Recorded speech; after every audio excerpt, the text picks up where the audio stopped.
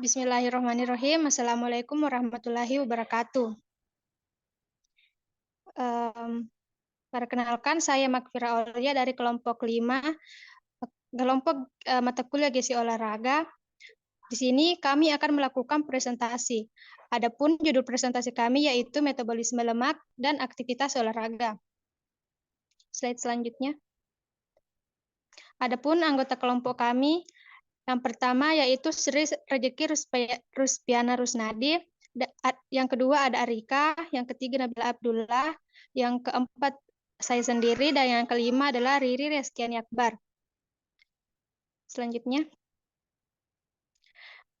Nah, di sini saya akan menjelaskan pengertian lemak. Lemak adalah sekumpulan senyawa di dalam tubuh yang memiliki ciri-ciri serupa dengan gemuk dan minyak. Lemak bersifat hidrofobik, golongan senyawa ini dapat dipakai tubuh sebagai sarana yang bermanfaat untuk berbagai keperluan, misalnya trigliserida berfungsi sebagai bahan bakar. Next.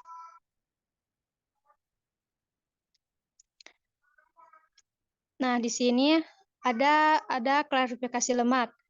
Klarifikasi lemak itu terbagi menjadi dua. Yang pertama yaitu lemak jenuh.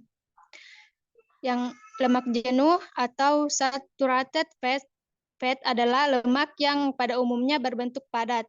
Namun, konsumsi lemak jenuh harus dibatasi karena akan meningkatkan kolesterol dalam darah, terutama tingkat LDL.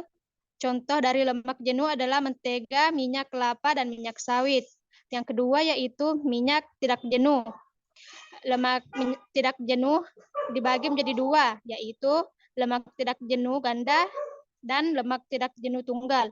Lemak tidak jenuh ganda itu adalah lemak yang di mana rantai hidrokarbon penyusun memiliki dua atau lebih ikatan ganda karbon-karbon. Contoh lemak tak jenuh ganda adalah ikan dan kacang-kacangan. Yang kedua, lemak tak jenuh tunggal atau MUFA adalah lemak yang menandakan bahwa hanya memiliki satu ikatan rangkap. Lemak tak jenuh tunggal juga mampu meningkatkan kadar HDL. Contoh lemak tak jenuh tunggal adalah minyak zaitun, minyak canola, peanut oil, dan alpukat. Penjelasan selanjutnya akan dijelaskan oleh materi penjelasan selanjutnya akan dibawakan oleh presentator pertama. Presentator pertama saya persilahkan. Baik, terima kasih atas kesempatannya. Metabolisme lemak. Dalam metabolisme lemak menjadi energi, kita membutuhkan bantuan glukosa dari karbohidrat. Karena itu, tubuh kita cenderung menuntut makanan yang manis-manis setelah makan makanan yang kaya akan lemak. Lemak dalam tubuh kita akan masuk ke dalam proses metabolisme setelah melewati tahapan penyerapan, sehingga bentukan lemak yang memasuki jalur metabolisme lemak dalam membentuk trigliserida. Trigliserida adalah bentuk simpanan lemak tubuh. Dalam bentuk trigliserida, lemak disintetis menjadi asam lemak dan gliserol, yang kemudian masuk ke dalam proses metabolisme energi. Pada prosesnya, gliserol dan asam lemak memerlukan glukosa untuk memasuki siklus Krebs atau TGA. Ini karena asam lemak hasil sintesis lemak hanya terdiri dari pecahan dua karbon, begitupun dengan gliserol, karena gliserol hanya merupakan 5% dari lemak. Dengan memasuki siklus ini, gliserol dan asam lemak dapat diubah menjadi energi. Next. Gliserida. Gliserid ester antara 3 asam lemak dengan gliserol, yang fungsinya itu sebagai simpanan energi. Yang kedua, fosfolipid. Lipid yang mengandung gugus fosfat, yang fungsinya sebagai komponen penyusun membran sel. Sekian dari saya kembalikan ke moderator. Baik, materi selanjutnya akan dibawakan oleh presentator kedua. Presentator kedua saya persilahkan. Baik, terima kasih atas kesempatannya. Di sini saya akan menjelaskan mengenai penggolongan lemak. Yang pertama yaitu ada lemak sederhana. Lemak sederhana merupakan lemak yang tersusun atas trigliserida yang terdiri atas 1 gliserol dan 3 asam lemak. Contoh dari asam lemak ini yang pertama yaitu lilin, malam, plastisin, dan juga minyak. Yang kedua yaitu ada kompleks lipid atau lemak kompleks. Lemak kompleks ini terdiri atas fosfolipid yang merupakan emulsifer atau emulgator. Fosfolipid ini merupakan bahan yang bergabung dengan lemak dan merupakan bagian dari integral dari sel tubuh. Contoh dari fosfolipid ini yaitu kuning telur. Selanjutnya ada sterol. Sterol berfungsi sebagai pembentuk sterol dan steroid. Contoh dari sterol yaitu crab atau kepiting, lobster, dan juga kuning telur. Yang terakhir ada lipoprotein. Lipoprotein terdiri atas HDL, LDL, VLDL yang merupakan transport fatty compound di dalam plasma darah yang membentuk gabungan dengan protein plasma yang dapat larut. Sumber dari lipoprotein ini yaitu daging dan juga susu. Next. Adapun sumber lemak yang pertama yaitu lemak nabati. Lemak nabati merupakan lemak yang berasal dari tanam-tanaman atau tumbuh-tumbuhan. Lemak nabati ini mengandung asam lemak tidak jenuh dan memiliki dapat titik cair pada suhu ruang. Contoh dari lemak nabati ini yang pertama yaitu kacang tanah, biji jagung, biji kapas, dan kelapa. Selanjutnya ada lemak hewani. Lemak hewani merupakan lemak yang berasal dari hewan-hewanan. Lemak hewani ini mengandung asam lemak jenuh dan memiliki rantai karbon yang panjang. Contoh dari lemak hewani ini dapat berasal dari babi, sapi, kambing, ayam, dan juga telur. Mungkin sekian dari saya kembalikan kepada moderator.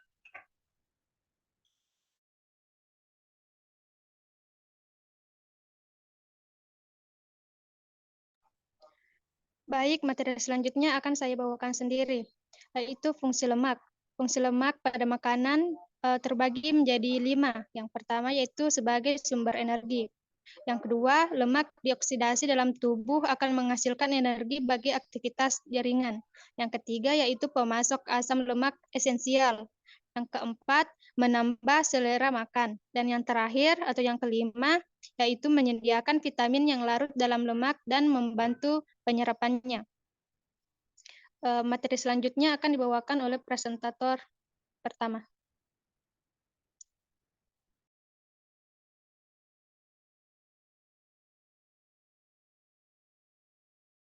Baik, fungsi lemak dalam tubuh. Di dalam tubuh kita, lemak mempunyai beberapa fungsi penting. Di antaranya adalah sebagai pelindung tubuh dari suhu rendah, pelarut vitamin A, D, E, dan K. Pelindung alat-alat tubuh vital, antara lain jantung dan lambung, yaitu sebagai bantalan lemak, penghasil energi tertinggi, penahan rasa lapar, karena adanya lemak akan memperlambat pencernaan.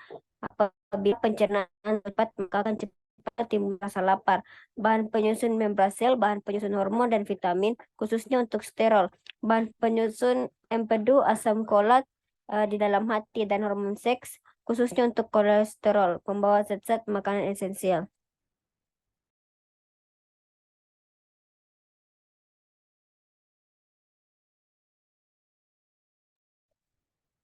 Baik, materi selanjutnya akan dibawakan oleh presentator ketiga. Presentator ketiga, saya persilahkan. Baik, di sini saya akan membawakan pengaturan hormon atas penggunaan lemak. Terbagi atas 4. Yang pertama, penggunaan lemak tubuh terjadi pada saat kita gerak berat badan. 2. Gerak berat badan menyebabkan pelepasan epinefrin dan norepinefrin. Yang ketiga, kedua hormon di atas mengaktifkan lipase trigliserida dan yang sensitif hormon ke pemecahan trigliserida ke asam lemak. Yang keempat, asam lemak bebas dilepaskan ke darah dan siap untuk diubah menjadi energi. Selanjutnya, peran lemak untuk latihan. Sumber energi yang memproduksi trifosfat selama kegiatan atau latihan olahraga adalah lemak dalam asam lemak. Namun, jumlah yang digunakan tergantung dari berbagai faktor. Faktor itu seperti intensitas dan lamanya latihan, makanan dan status latihan seseorang, pemakaian lemak selama latihan atau kegiatan olahraga yang lama, memberikan efek melindungi penggunaan glikogen otot atau karbohidrat. Pada latihan yang intensitasnya rendah, tubuh bekerja secara aerob pada tingkat VO2 maksimal kurang dari 50% lemak merupakan sumber bahan bakar yang utama dan meliputi jumlah lebih dari setengah dari energi yang diproduksi. Sekian dari saya kembalikan kepada moderator. Baik, materi selanjutnya akan dibawakan oleh presentator keempat. Presentator keempat, saya persilahkan.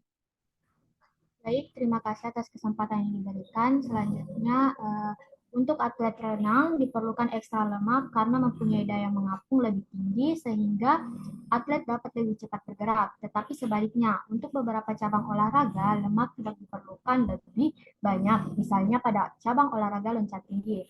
Nah, meskipun peningkatan metabolisme lemak waktu melakukan kegiatan olahraga yang lama melindungi pemakaian glikogen otot, tetapi masukan energi dari lemak ini dianjurkan tidak lebih dari 30-53% dari total energi per hari.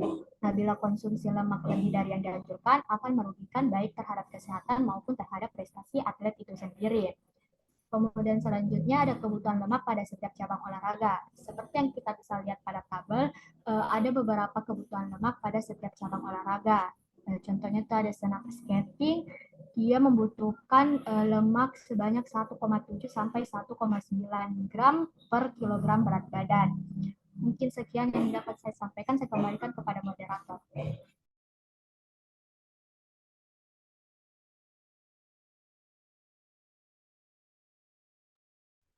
Baik, presentasi kelompok 5 hari ini sudah selesai. Mohon maaf bila ada kesalahan. Wabillahi taufiq wal hidayah. Wassalamualaikum warahmatullahi wabarakatuh.